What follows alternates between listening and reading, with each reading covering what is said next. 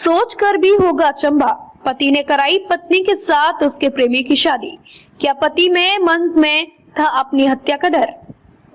मामला कानपुर देहात के रसूलाबाद कोतवाली के भग्गा निवादा गांव का है। यहाँ के निवासी योगेश तिवारी का विवाह 2010 में बिल्होर कोतवाली के सांभी गांव निवासी सोनी से हुआ था। योगेश खेती किसानी करता है। कुछ वर्षों में पति पत्नी के रिश्तों में दरार पड़ गई और दोनों में अक्सर झगड़ा हुआ करता था। 2016 में पत्नी सोनी ने योगेश पर दहेज उत्पीड़न का मुकदमा भी दर्ज कराया था। इसके बाद से पत्नी सोनी अक्सर गांव से गायब रहती थी। योगेश के टोका टाकी करने पर उसको जान से मारने की धमकी दिया करती थी। जान के भय से योगेश चुप हो जाता था। करीब 1.5 महीने पहले सोनी घर से चली गई थी। कल मंगलवार को वो ठठिया निवासी अपने प्रेमी विकास के साथ गांव आई और योगेश से बोली, मैं विकास से शादी करके उसी के साथ रहूंगी। सोनी की यह बात सुनकर योगेश के हाथ पैर फूल गए। वो भागा भागा चिश्ती पुलिस चौकी पहुंचा और पुलिस जनों को पूरी बात बताई और पुलिस से कहा कि आप लोग सोनी की शादी उसके प्रेमी से करा दो। तो पुलिस ने ऐसा करवाने में अपनी असमर्थता जताई तो योगेश वापस गांव लौट आया और अपने माता पिता की सहमति लेकर सोनी से साथ गांव वालों के सामने लिखा पढ़ी करके गांव के मंदिर में सोनी और उसके प्रेमी विकास की शादी करा दी और सोनी की विकास के साथ चली गई। योगेश का डर मेरठ, इंदौर, औरैया समेत देश के कई जगहों पर पत्नी द्वारा अपने प्रेमी के साथ मिलकर पति की हत्या की घटनाओं को जानकर योगेश को डर समा गया था।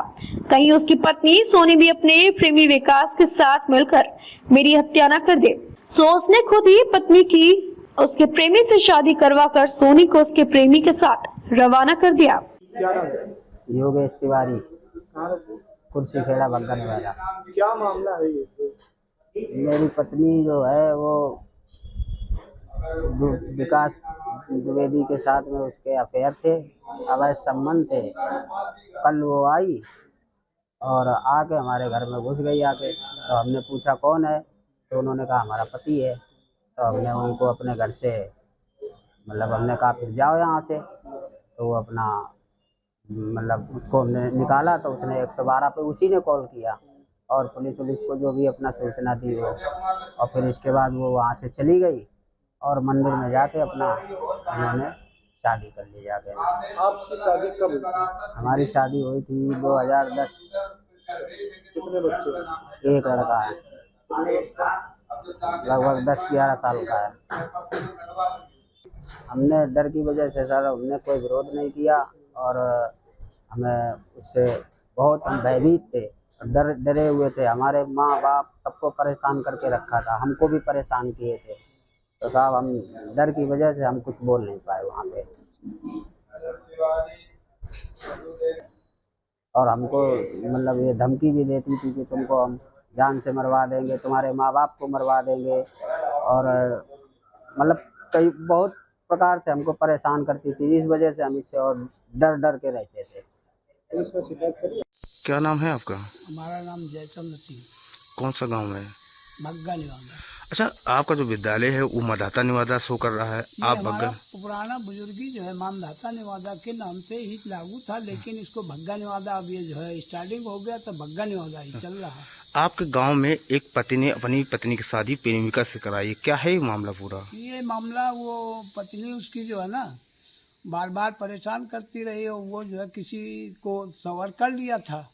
तो उस सवर करने के बाद में जो है उसको चौकी ले गया। फिर चौकी में जो है उसका सब पूरा मामला कर दिया गया कि चलो भाई जिससे आप राजी हो उसी के पास आप चली जाओ। अच्छा, जो पत्नी ने अपनी शादी कराई है उसके बच्चे हैं कुछ? एक लड़का है उसका 13-14 साल का। पति क्या करता था? पति लेबरी करता है, कहीं कोई फैक्ट्री में जाता है, कहीं अपन मजदूरी करता है। घटनाक्रम की जानकारी पति को कैसे, कुछ इसकी जानकारी है आपको? क्या कैसे क्या हुई, पति को कि पत्नी उसकी पत्नी तो 5-6 साल 10 साल लगभग हो गया है जब से शादी हुई है। तब से 1 साल छोड़ के उसको बरकरार उसी तरह से परेशान प्रताड़ित। कोई 100 नंबर एक दिन में कम से कम 50-50 बार 100 नंबर आता रहा। कभी कभी हम लोग जो है समझाते रहे, लेकिन वो यहाँ से लेके वहाँ तक जिले स्तर तक वो मुकदमा और सारी चीज़ें उस पर अपना चलाती रही। क्या लगता है कि कहाँ जैसे देश भर की घटनाएं निकली, एक सौरभ हत्याकांड आ गया, एक राजा रघुवंशी का हत्याकांड आ गया, कई ऐसी घटनाएं आई हैं जो पत्नियों ने अपनी पतियों को मौत की घाट उतार दिया।